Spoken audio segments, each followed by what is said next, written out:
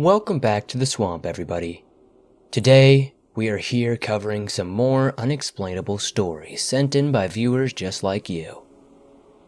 As always, these stories are claimed to be true by those who sent them in, but it is up to you to decide whether you believe them or not. If you have a story you would like to share in a future episode, be sure to submit your story at swampdweller.net or the email you can find in the description down below. I would love to share your story with everyone here in the swamp. It's stories like yours that keep this show going. Now, let's get into these creepy bumps in the night that just can't be explained.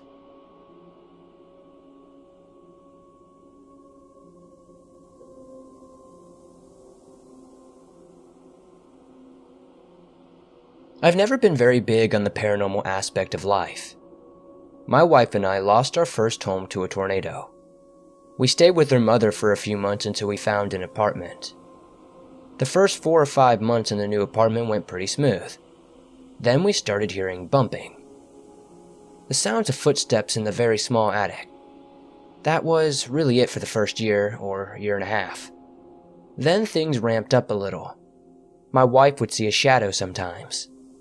I would hear my name being called every so often. We would occasionally hear a cabinet door slam in the apartment next door, knowing that her neighbor was visiting her boyfriend. The lady who had previously lived in our apartment had moved to the building across the common yard. She informed me that it wasn't just us that heard things, that she had also heard things.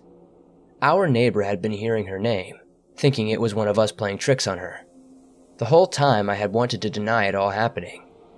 One night, my wife and I are laying in bed, and we both see the shadow walk by our door. It was there, and then it was just gone, just like that. A few weeks later I wake up and there is a silhouette, a tall masculine figure, black as the starless night. He wore a hat, and he stood right in our doorway. I blinked, and poof, he vanished. I woke my wife up, told her, and that was that. For a while, it was like nothing had happened. Nothing really picked up after that. Then, one afternoon, I'm alone standing in the laundry room. I turned to walk out and a wooden fruit bowl my wife stored on the top shelf flew off and hit me in the back. It didn't just fall. It flew like 9 feet with force, might I add. I immediately called my wife. I also spoke with my aunt who suggested a sage smudge, which I did. Honestly, I think the act held it at bay until we moved. The only reason I'm posting this is that last night I made the comment that since we moved into our newly built house in January 2017, I haven't heard my name being called. I hadn't heard footsteps or cabinet slamming. I hadn't seen the silhouette man or a shadow, and I'm thankful for that. My wife responded by informing me that another neighbor in the apartment complex had contacted her, on behalf of the lady that moved into our apartment after we left, and told her they were still experiencing those same exact things.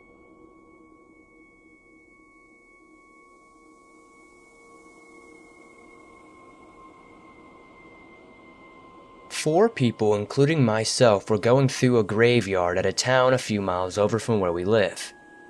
We were bored, and that's what 19 to 20-somethings who can't drink yet decide to do, I guess. We were weaving through the gravestones, and that's all I really remember. This is something I don't quite remember, so this is what one of the guys I was with told me happened.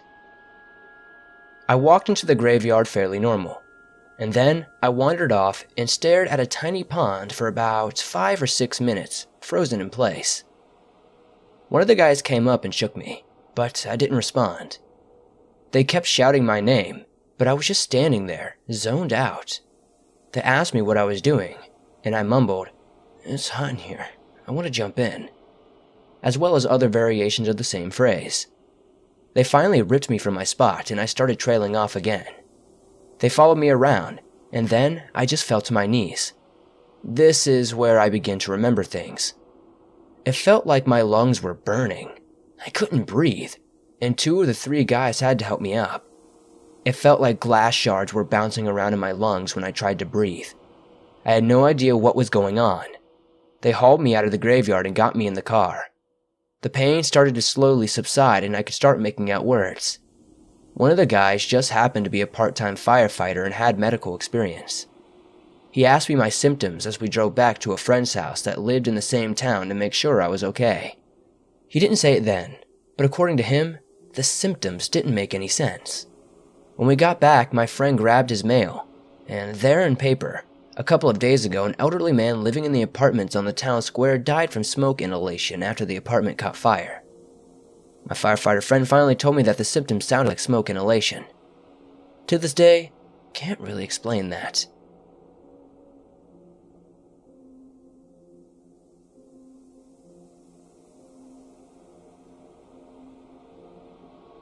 Since being a kid, I've experienced a lot of psychic behavior and brushed it off as it just being my own intuition.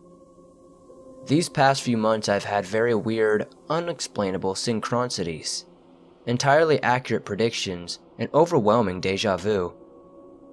I'm currently traveling through Europe, and right now I'm living in a remote area just outside of Madrid, Spain. Since coming here in mid-September, I've had the same dream every single night of a woman circling my bed and telling me very obvious things. These things were simple things such as my window is open, my blanket has fallen off, my curtains aren't closed properly, etc. When I wake from the dream, these things she tells me are all true, but weren't when I first went to bed. It always felt very realistic, but as a person who regularly sees or communicates with spirits, I brushed it off as a spirit trying to be helpful. Skip to 2 weeks ago. So I work for a family, and I take their kids I look after to their after-school clubs. While at the sports center with the youngest at around 6 p.m., the mother and the eldest kid are at home, just the two of them. The house is very secure in a gated community with electric closing blinds in all the windows and doors. There had been me and the mother in the house all day long. When I returned home from taking the youngest kid to her skating class, the mother and the eldest kid tell me they don't think I should stay in the room that night. They were both very visibly freaked out by something, so when I asked more, they eventually told me. The eldest kid was studying in a room across the hall from mine when she heard a loud clatter, and when she looked up, my wardrobe doors flew open. She screamed and called for her mother, thinking there was a home intruder. They searched the house top to bottom 4 times and there was no sign of a break-in, and certainly no sign of anyone but them in the house.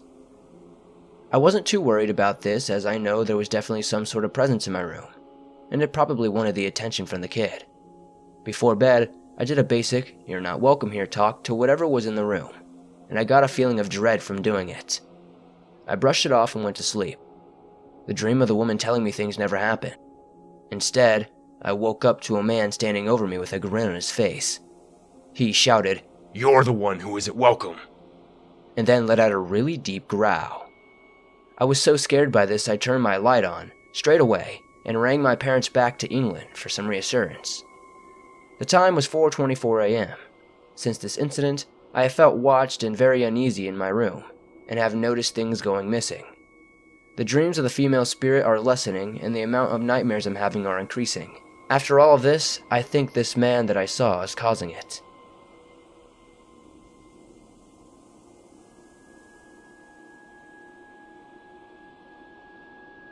My story takes place while in basic training in South Carolina at Fort Jackson. As you'd imagine, basic was everything I expected it to be. Drill sergeants all over you constantly, smoking and drilling you constantly. You can do nothing right, but you sucked it up and kept going anyway. It was tough, but it was worth it. I say all this because we had one drill sergeant who seemed a bit off from the rest. One day, we were washing our gear after a 12-mile ruck march when the sergeant walks out with what appears to be a baby. It wasn't, however, as it was a pale doll in dark clothing. This sergeant kept rocking the doll in her arms and talking to it as though if it were real, which is really odd and creepy if I'm honest. But anyway, fast forward to a week later, we were all getting smoked for someone dropping their ride. It was bad, as we were endlessly running circles around the barracks. After finishing our run, we formed up and awaited further instruction. We have mannequins that weigh about 180 pounds that we are forced to carry as punishment at times. My battle buddy and I look up, and in the window, we swear one is standing there, and I swear to God it moved its shoulders. We also didn't leave this thing anywhere near the window. Checking inside, we found nobody in that area, so it either just got up and walked on its own, or somebody could have been playing a trick. Thinking back, I wonder if there's a connection between the drill sergeant's doll and the mannequins. I suppose I'll never really know, but I hope I never have to experience anything like that again.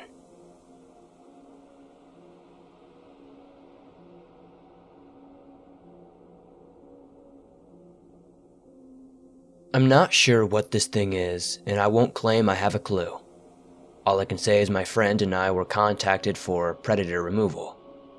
Something was getting at this elderly couple's calves at night, and my initial thoughts were no big deal. Bears and mountain lions were pretty common in the southwestern Oklahoma area. We get over there, and that's when we notice they've got these calves in a fence that's about a half a football field long and damn near 10 feet high with barbed wire lining the top. I get to thinking, Jesus, think they've got a little bit of overkill on the protection. I'd realize soon enough why they did this. The farmer seemed to notice my shock at the defenses and then informed me he wished this was enough to protect their calves.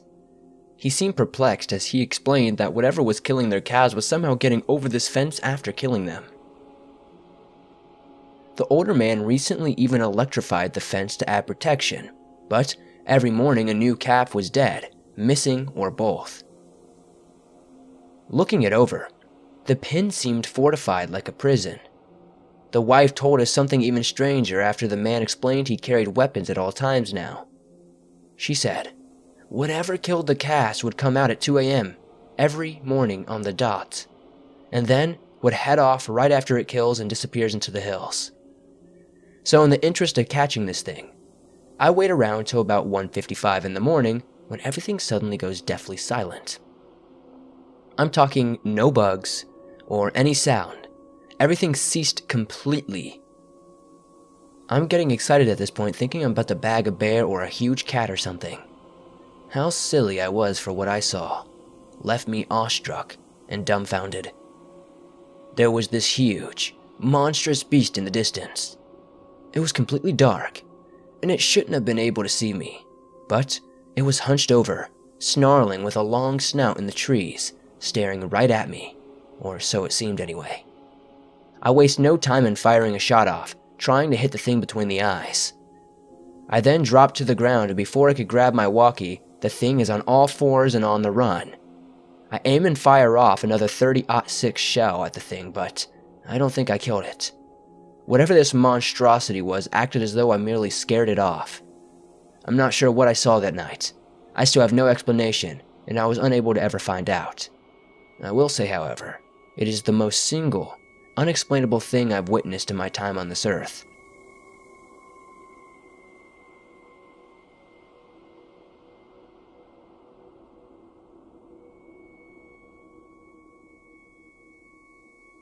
I used to live in President Jackson's former home.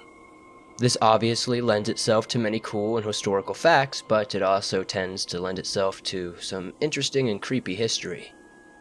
To be frank, we believe this could have been the site of a slave burial plot. Why do we think this? Well, it's been the site of more than a few odd encounters we've had when living there. A small story was one day when my dad was napping. He kept feeling a tugging at his blankets. He initially thought it was me and told me to stop. I obviously wasn't there, and when it continued happening, he shot up and tried to catch me in the act of the joke. The only problem being, when he opened his eyes, there was no one in sight. A short time after this event, he was going about his day when he saw a black, shadowy figure in the corner of the room. This is something my friend had seen in the kitchen as well. Hell, I'd even seen it once or twice out of the corner of my eye while wandering the house. As time went on, other strange happenings occurred. My mom's doorknob would rattle from time to time when no one was around.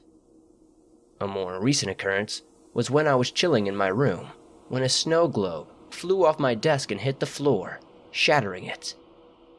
I jumped up at the sudden nature of it all, but it wasn't necessarily threatening, I think. Just a bit more surprising. Still kinda scary though. I will note, however, the previous incident seemed more violent than the other occurrences we've had in our home.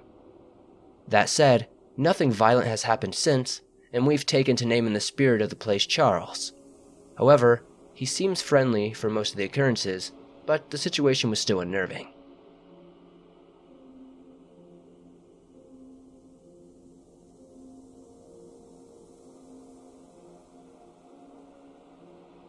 When I was 6 years old, my parents moved to the UK from Canada. The first house was huge and amazing. I'd never seen such a space in a house before, and I loved every second of the brief stay there. The next house we lived in was much smaller, felt dark, and something always seemed off about it. I was 9 when we moved into the second house, and I absolutely hated it. It was freezing all of the time, and it always felt as though you were being watched. My first incident in this home was around probably 2 in the morning one night. We'd moved in not too long before, and I was heading into the washroom when, on the way, I saw a guy with his arm around a woman on her couch. I was frozen, afraid to move when the guy turns his head and smiles. Freaked out, I ran to the bathroom. After using the bathroom, I was too terrified to leave initially, but I knew I had to. When I came back, the guy was still there, and when he noticed me, he started laughing hysterically. Needless to say, I didn't go out again. In fact, I was so afraid to go out at night that I started wetting the bed. I was terrified. Imagine seeing this sort of specter at night every time you go to the bathroom as a kid. Naturally, my parents did the parent thing and told me I was imagining things. And things eventually escalated with time. One morning, I awoke to see an older woman in a Victorian dress walking down the hallway and knitting. I gasped and she simply looked at me and went through the wall. On another morning, I awoke to a lady with her long hair in my mom's nightdress, and assuming it was my mom, I tried to give her a hug, but my arms went right through her. Another note is I'd braid my hair as it was so long, and I'd often wake up with braids undone, and my hair neatly scattered across my pillow. It was about 3 months later when my parents moved. I felt elated at this. I thought to myself, it's finally over. I later asked my mom if she ever felt anything off in that house, and as she would always stay at home. She mentioned at times she was washing dishes and got this intense feeling of being watched. Suddenly, someone was breathing behind her ear. Then an old man coughed in her ear one time. Spinning around, she saw nothing, and only heard the toilet in the bathroom flushing. This led my mom to grab her purse and leave her house, as she was afraid to be at home alone that day. This also, thankfully, led her to talking to my dad and convincing him to move. My mom was so freaked out, she even apologized for not believing me about my encounters. Thankfully, we live in a new place and have yet to find any unwanted visitors.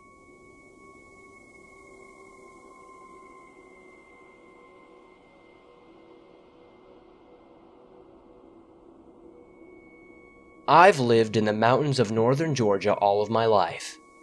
My neighbors, who live about a half-mile away, always told me these mountains are haunted. I didn't believe my neighbors at the time, but there is definitely a creepy vibe to say the least out here. I will say I always had that feeling I was being watched. Living in the mountains though, I just assumed it was wildlife of some kind or simply me being paranoid. I've had plenty of creepy encounters out here, but nothing I'd deem paranormal. At least at the time. On the night in question, well, I learned real quick these woods are indeed haunted. I was home alone that night. My parents were away and wouldn't be home until 4 in the morning. Throughout the night, I heard some weird sounds, but again, I just assumed it was the wind in the woods or an animal lurking about. Soon enough, my dog came up to me wanting to go outside so he could do his business, as well as go for a walk. I took him out to the backyard and enjoyed the sights that come with living out here. This time, however, the air was very still and things were silent.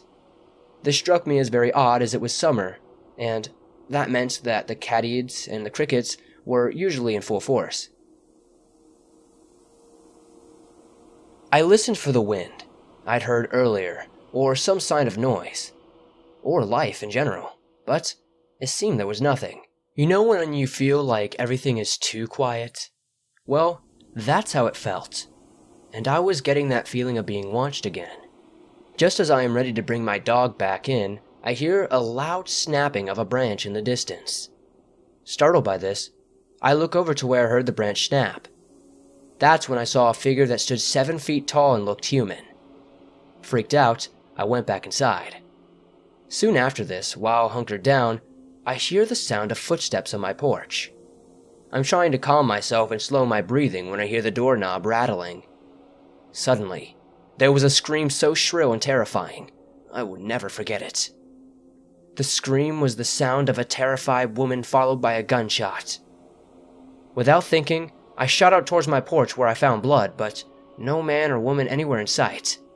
I looked everywhere, but there was nothing and no one in sight. The forest had returned to its normal sounds of crickets and life again. I told my parents about my experiences, and every time I'm home alone, I swear I hear footsteps on the porch. I never see anyone though. Needless to say, on that night in question, I didn't sleep a wink.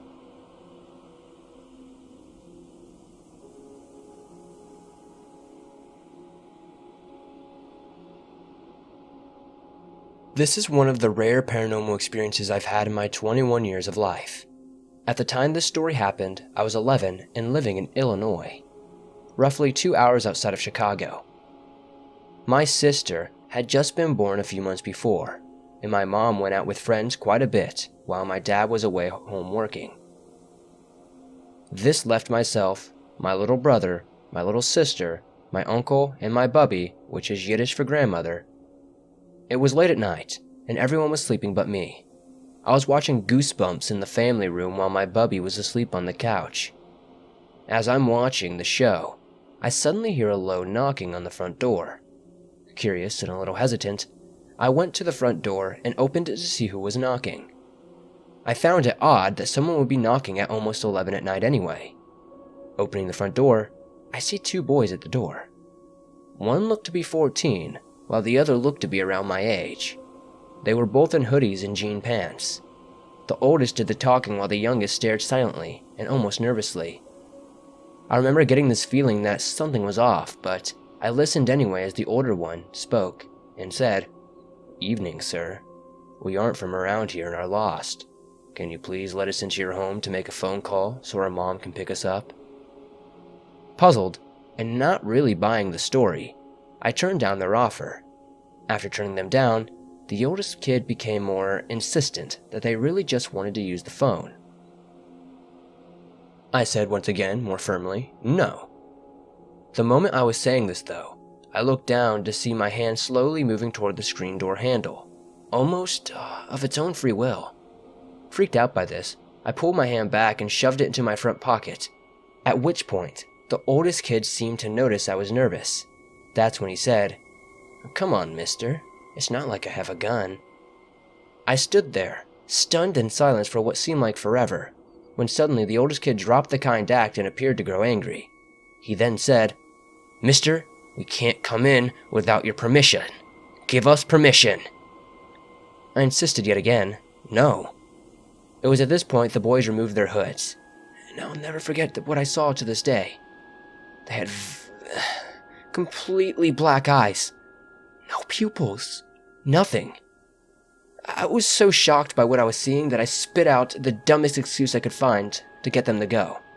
I insisted for the final time I wouldn't be letting them in, and informed them I had to go to the bathroom before slamming the door in their faces. My bubby woke up to the sound of the door slamming and quickly questioned me about it. I told her she wouldn't believe me if I told her why I opened the front door before promptly rushing to the bathroom. After this, I remember grabbing a bag of potato chips and watching the door for 35 minutes until my father returned home from work. My dad home, I then went to sleep. The next day, my neighbor told my dad about 2 boys who we saw walking away from the driveway, but upon reaching our mailboxes, they simply vanished into thin air. I've never had an experience like this since, but I will never forget it.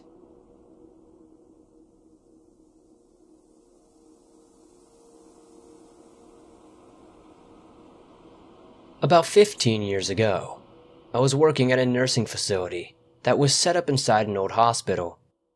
It was the town's main hospital at one time, but had fallen into disrepair. The owners of the nursing home purchased the building and fixed up the first 3 floors. The first floor wasn't remodeled and was used to only be storage.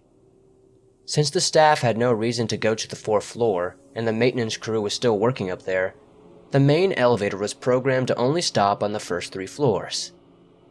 The maintenance men had a service elevator that they used to access the abandoned space. One night, I was tricked into being the building supervisor. One of my jobs was to go to all of the floors, including the top one, to check for eloping patients. When I got to the elevator, I pressed 1, 2, and 3, then stopped on each floor to begin checking.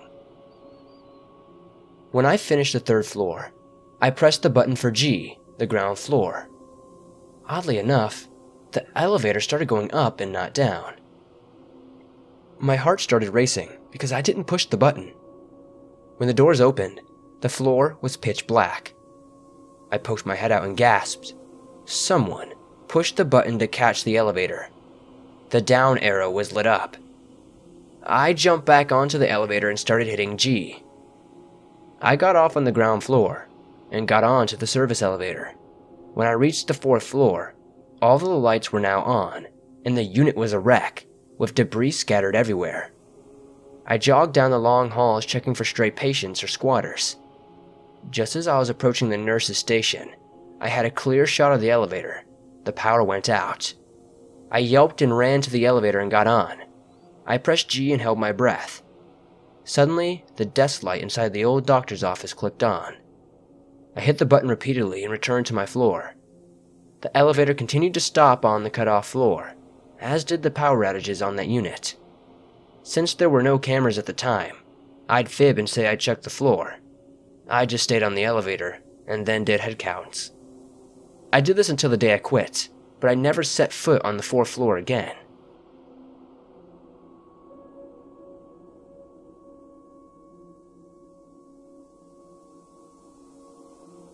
Thanks for watching these creepy, allegedly true, and unexplained stories sent in by viewers just like you.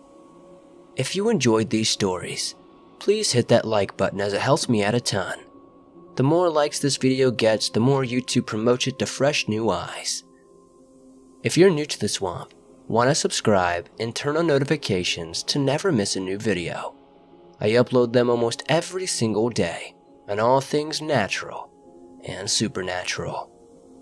If you have a story you would like to share in a future episode, whether it's something unexplainable or something entirely different, be sure to submit your story at swampdweller.net or the email you can find in the description down below. I would love to share your story with everyone here in the swamp. It's stories like yours that keeps this channel going. I do appreciate all of your support. We're getting pretty close to 130,000 swamp-dwelling people. That's awesome. If you guys have any suggestions for any new topics I haven't covered yet, be sure to comment those down below. I would love to see your suggestions, and I'm always trying to find new, fresh stories on topics that have never been covered before. As well, if you guys would like to download my stories to take on the go with you and you don't have YouTube Premium, you can find the links to download my stories from iTunes, Spotify, and pretty much every other major podcasting platform in the description. Also, if you haven't, check out some of the new merch I put out for this summer. Lots of cool cryptid and supernatural inspired shirts, mugs, socks, and pretty much everything else you could ever want. I'll see you guys soon with another creepy video.